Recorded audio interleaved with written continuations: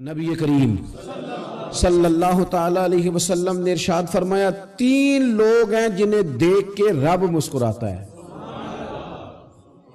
یا رسول اللہ صلی اللہ علیہ وسلم وہ کون کون سے؟ تو محبوب فرمانے لگے ایک وہ بندہ ساری مخلوق سوئی ہے، آدھی رات ہے، رات کا پچھلا پہر ہے، اس نے اٹھ کے وضو کر لیا، مصلی پہ کھڑا ہو گیا خدا کی یاد میں، فرمایا اسے دیکھ کے رب مسکراتا ہے جو اس کی شان کے لائق ہے۔ مسکراتا ہے اللہ، یہ تو سونے کا ٹائم تھا، یہ تو گہری نیند آنے کا وقت تھا، رات کا پچھلا پہر، رات پوے تے بے درداں نو نیند پیاری آوے تے درد منداں نو یاد سجن دی ستیاں وی آن جگاوے، اور ساون کی کالی راتوں میں جب بوندا باندی ہوتی ہے وہ راتوں کو اٹھ اٹھ روتے ہیں جب خلقت ساری سوتی ہے، اللہ مسکراتا ہے۔ اور سننا میرے بھائی، میرے نبی پاک صلی اللہ تعالی علیہ وسلم فرماتے ہیں جب مسلمان نماز کے لیے صفیں بناتے ہیں نا، ترتیب لگ رہی ہوتی ہے، اب اللہ کی بارگاہ میں کھڑے ہوں گے، قیام کریں گے، رکوع کریں گے، سجود کریں گے، فرمایا جب مومن صفیں بناتے ہیں تو رب دیکھ کے مسکراتا ہے، مسکراتا ہے۔ کمال ہو گئے عروج بندگی کا، جب بندے کو دیکھ کے رب مسکرائے، خدا بندے سے خود پوچھے بتا تیری رضا کیا ہے، مسکراتا ہے۔ اور میرے نبی پاک علیہ السلام فرماتے ہیں جب مجاہد جہاد کے لیے صفیں سیدھی کرتے ہیں، آج تو یہ رب کے نام پہ مرنے ہی آ گئے، یہ صفوں میں کھڑے ہوں گے، ترتیب سے لڑیں گے، ترتیب سے گلا کاٹیں گے کافروں کا یا شہادت لیں گے۔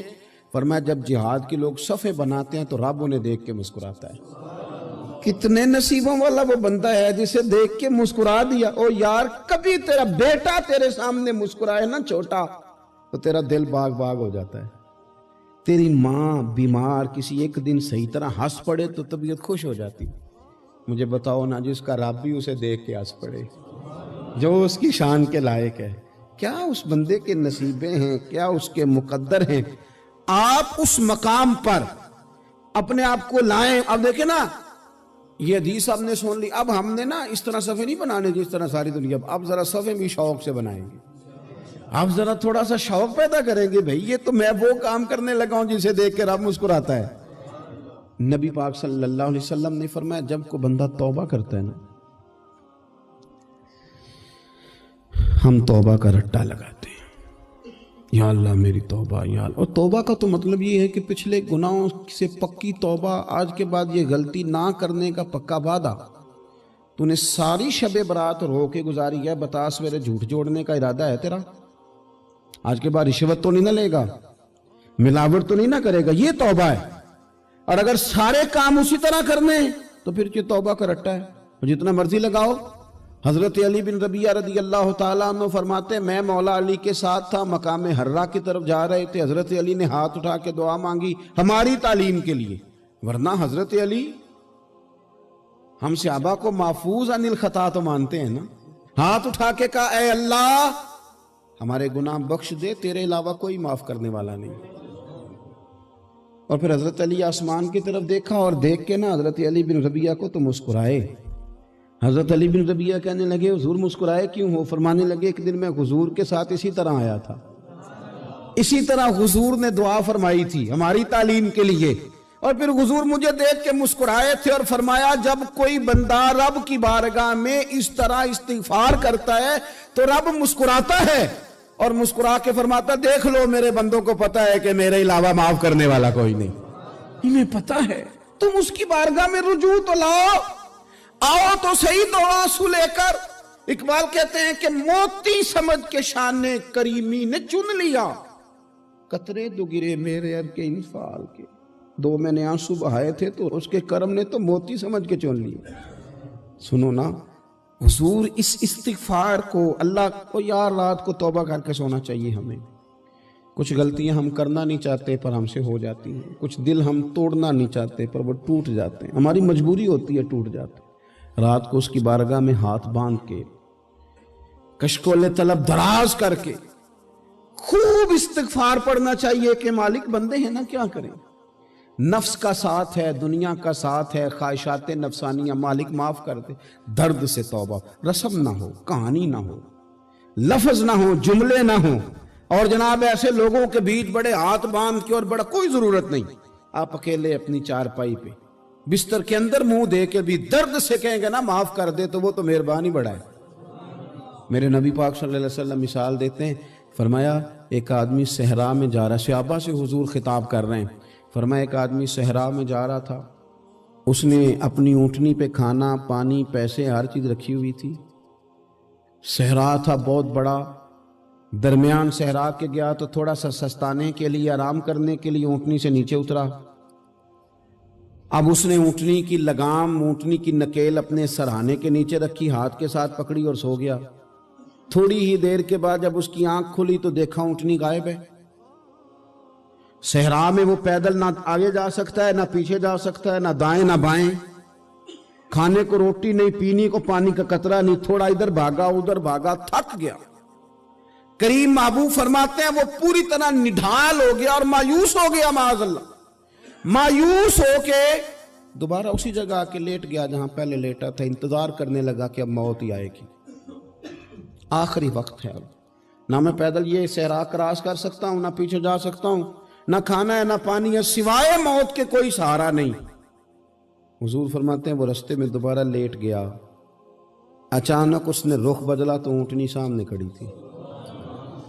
حضور نے صحابہ سے پوچھا بتاؤ نا اسے بھلا کتنی کو خوشی ہوگی؟ یا رسول اللہ جسے نئی زندگی مل گئی ہے۔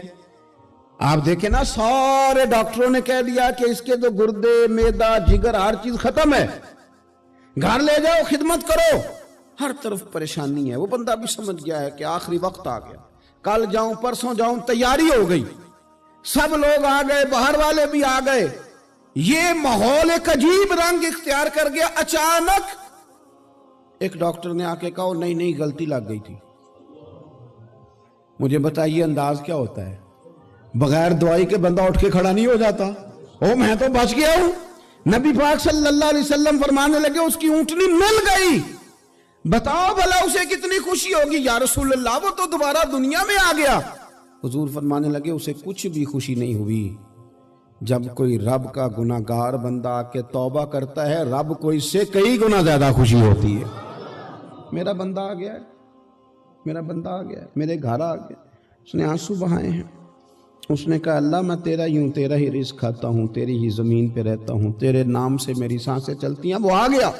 فرمایا اس اونٹنی والے سے زیادہ رب کو خوشی ہوتی ہے جب گناہگار آ کے توبہ کرتے۔ گناہگاروں کے آنسو اس کی بارگاہ میں بڑے مقبول ہیں، لیکن ہم رسم ادا کرتے ہیں، توبہ نہیں کرتے۔ ہم اپنے آپ کے ساتھ دھوکہ کرتے ہیں، جھوٹ بولتے ہیں۔ ہم بندہ کوئی ناراض ہو جائے تو ہمیں کو نہیں نیند آتی، اس کے گھر چلے جاتے ہیں۔ ہم اپنے سارے رشتوں کو تعلقات کو مینٹین کر کے رکھنے کے عادی ہیں۔ ہمیں پتہ ہے کہ وہاں میں نہیں جا سکا تو بیٹا بھیجتا ہوں، فلاں شادی پہ میں نہیں جا سکا تو بھتیجا بھیجتا ہوں، بھائی بھیجتا ہوں، ہر تعلق کا ہم نے خیال رکھا کوئی روٹھ نہ جائے۔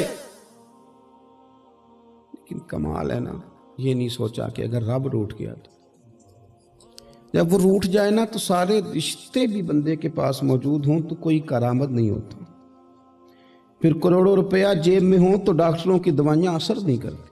وہ روٹھ جائے تو پھر انسان اس طرح سے پھسلتا ہے کہ بڑے بڑے اس کے پاس دروازے ہوتے ہیں پر کسی جگہ اس کا ہاتھ نہیں لگتا۔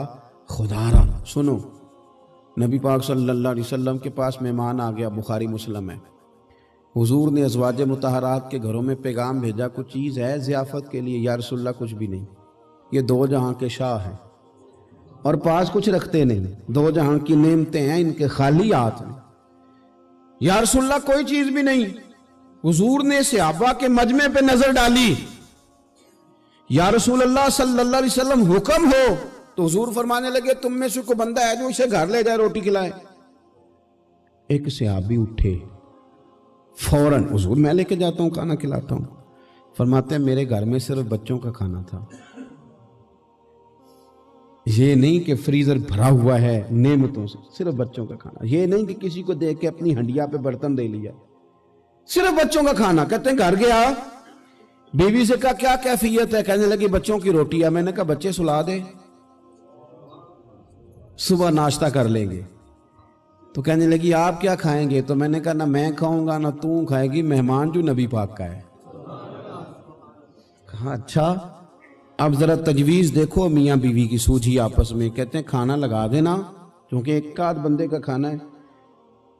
اپنی غربتوں کا ہر جگہ اظہار کرنا, رونا رونا. یہ دیکھو غربت کیسے چھپائی جا رہی. اس کو کہا نہیں کہ چل تو تھوڑا رحم کھا, تو آیا ہے تو تھوڑا رحم کھا, یہ نہیں کہا اٹھ کے نا تو کھانا رکھنا اور اٹھ کے نا چراغ ٹھیک کرنے کے بہانے بجھا دینا. ہم دنیا والوں کے سامنے کیوں اپنے دکھ بیان کریں؟ ہم جو کہیں گے رب رسول کی بارگاہ میں کہیں گے. تو نا چراغ ٹھیک کرنے کے بہانے. اہلیہ اٹھی, کھانا دینے کے بعد چراغ ٹھیک کرنے کے بہانے بجھا دیا. خامد بھی ہاتھ چلاتے رہے, بیوی کبھی برتن رکھتی کبھی اٹھاتی, پتہ چلے کہ کھانا کھا رہے ہیں. کھانا کھایا جا رہا ہے. کہتے ہیں مہمان پیٹ بھر کے کھانا کھا گیا. یہ کام ہوا رات کے اندھیرے میں. اس وقت ہوا جب چراغ بھی بند تھا.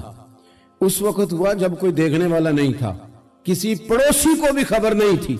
فرماتے ہیں صبح کے اجالے میں اس مہمان کو لے کے مسجد نبوی میں نے قدم رکھا تو نبی کریم نے فرمایا رات جو تم نے کام کیا ہے نا اسے دیکھ کے میرا رب بڑا مسکرایا ہے. اللہ بڑا مسکرایا ہے. اللہ تر دامنی پہ شیخ ہماری نہ جائیے, ہم دامن نہ چھوڑ دیں تو فرشتے وضو کریں. یہ شان ہے صحابہ کی.